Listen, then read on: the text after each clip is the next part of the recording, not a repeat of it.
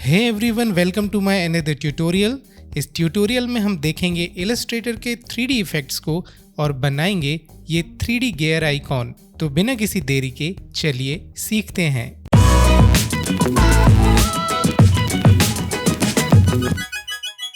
शुरुआत करेंगे अपने आर्ट बोर्ड में एक शेप ड्रॉ करके। यहाँ पे हम बनाएंगे एक स्टार जिसमें रेडियस 1 हम डिफाइन करेंगे 120 पिक्सल और रेडियस 2 60 पिक्सल। पॉइंट्स हमें 12 डिफाइन करना है। इसके बाद इसके कॉर्नर को हमें बेवल फॉर्म में चेंज करना है, जिसके लिए डायरेक्ट सिलेक्शन टूल की मदद से इसके कॉर्नर को कुछ इस तरह से राउंडेड कर देते हैं।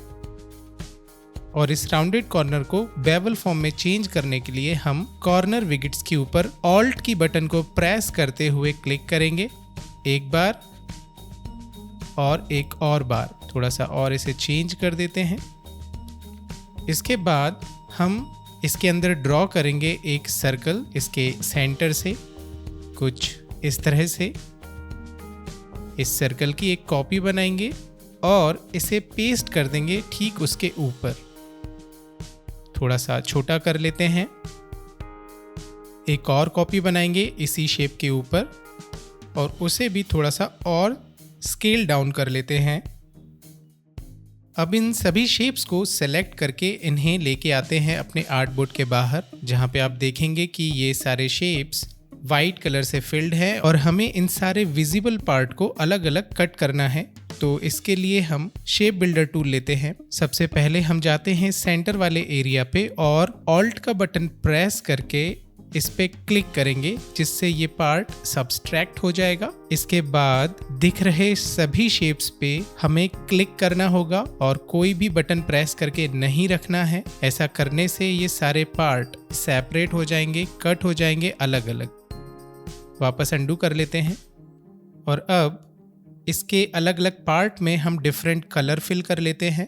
तो कलर पिकर पे जाके आप यहाँ से कलर डिफाइन कर सकते हो। इसमें कोई मैं प्रॉपर वैल्यू नहीं डिफाइन कर रहा हूँ, तो आप भी कोई भी कलर यहाँ पे डिफाइन कर सकते हैं, जो भी कलर आपके डिज़ाइन के अकॉर्डिंग आपको सुटेबल लगे। सो डिफरेंट कलर्स मैंने यहाँ पे कुछ इस तरह से डिफाइन कर दिए। इसके स्ट्रोक को हटा देते हैं और इसे ग्रुप में कन्वर्ट कर देते हैं। अब इस ग्रुप को वापस आर्ट बोर्ड पे लेके आते हैं और इसमें अप्लाई करते हैं 3D effect, extrude and bevel. 3D and materials panel का ये डायलॉग बॉक्स ओपन हो जाएगा, जहां से हम इसकी वैल्यू को चेंज कर सकते हैं। सबसे पहले इसकी डेप्थ इसे सेट कर देते हैं 35 पिक्सल्स। थोड़ा सा नीचे आते हैं और यहाँ पे बेवल की सेटिंग डिफाइन करते हैं, जो कि बेसिकली ऑब्जेक्ट के इस पार्ट को इफेक्ट करेगी। तो यहाँ पे बेवल हम ऑन करेंगे सबसे पहले और यहाँ पे विड्थ इसे हम डिफाइन कर देते हैं 20। थोड़ा सा और नीचे आते हैं और यहाँ पे सेट करते हैं रोटेशन, जहाँ पे x को कुछ इस तरह से हम डिफाइन कर दे रहे हैं, y कुछ इस तरह से आप इसे सेट कर देते हैं। और हम इवन टाइप भी कर सकते हैं अपनी वैल्यूज़ को, z को भी थोड़ा सा चेंज कर देते हैं कुछ इस तरह से। इसके बाद हम जाएंगे 3D एंड मटेरियल पैनल में और ऑन करेंगे इस बटन को रेंडर विथ रे ट्रेसिंग, जिससे हमें अपने ऑब्जेक्ट के ऊपर शेडिंग दिखना स्टार्ट हो जाएगी, ग्लॉसीनेस, हाइलाइट्स एटसेट्रा। हम लाइटिंग की सेटिंग में जाते हैं और यहाँ पे इंटेंसिटी को थोड़ा सा चेंज करते हैं। लाइट के रोटेशन को भी यहाँ से आप चेंज कर सकते हो और इवन डायरेक्ट इस आइकॉन के थ्रू भी अपनी लाइटिंग को एडजस्ट कर सकते हो।